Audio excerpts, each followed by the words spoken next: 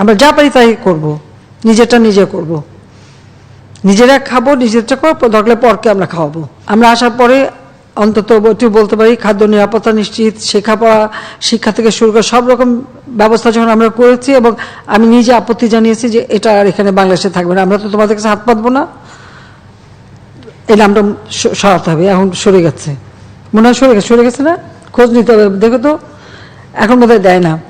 আমি প্রতিবাদ জানিয়েছিলাম যে কেন, কারণ আমাদের দেশটাকে তাহলে কোথায় নিয়ে গিয়েছিল, যে অন্য জায়গায় আজকে আমাদের জন্য ভিক্ষা চাইতে হবে, সেটা চাইতে হবে না।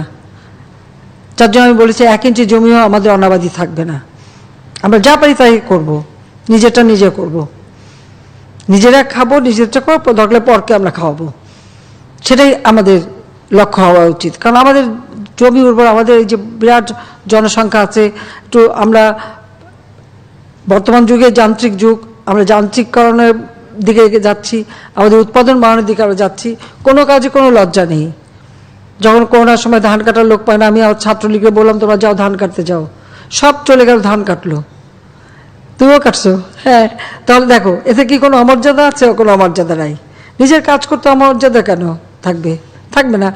তখন তো আমাদের এখানে সবাইকে করোনায় যখন ধরলো, আমি আমার ছোটো বোন নিজে আমরা ঘর ঝাড়ছি, ঘর মুছে, কাপড় কাচ্ছি, নিজেরা রান্না করে খাচ্ছি, কারণ সব বাবুর্চিদের করোনা হয়ে গেল, আমাদের কিছু রাখবেন, আমরা নিজেরা করে খাবো, আমরা কিন্তু নিজেরা করেছি, আমাদের কখনো কাজ করতে আমরা কোনো লজ্জাবোধ করি না, নিজের কাজটা নিজেই করি, সেটা করাটাই সব থেকে সম্মানের। অন্যের উপর নির্ভরশীলতা আমাদের কমাতে হবে।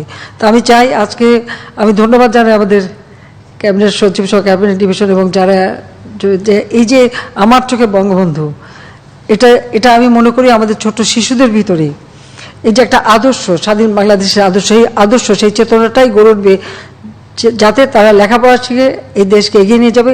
সামনে কিন্তু অনেক কাজ, আমরা স্মার্ট বাংলাদেশ করব, তো তোমরাই হবে সেই স্মার্ট বাংলাদেশের মূল সৈনিক, তোমরাই এ দেশকে করবে, পারবে না? বলো, পারবে? সেটাই আমি চাই, কারণ তোমরা ইতিহাসটাকে যেভাবে তুলে ধরেছো, আমি সত্যি আমার চোখের পানি রাখতে পারিনি। তোমাদের সত্যি আমি অনেক দোয়া করি, তোমরা ভালো থাকো। আবার অভিভাবক, শিক্ষক এবং যারা এটার পিছনে কাজ করছেন সবাইকে আমার আন্তরিক ধন্যবাদ।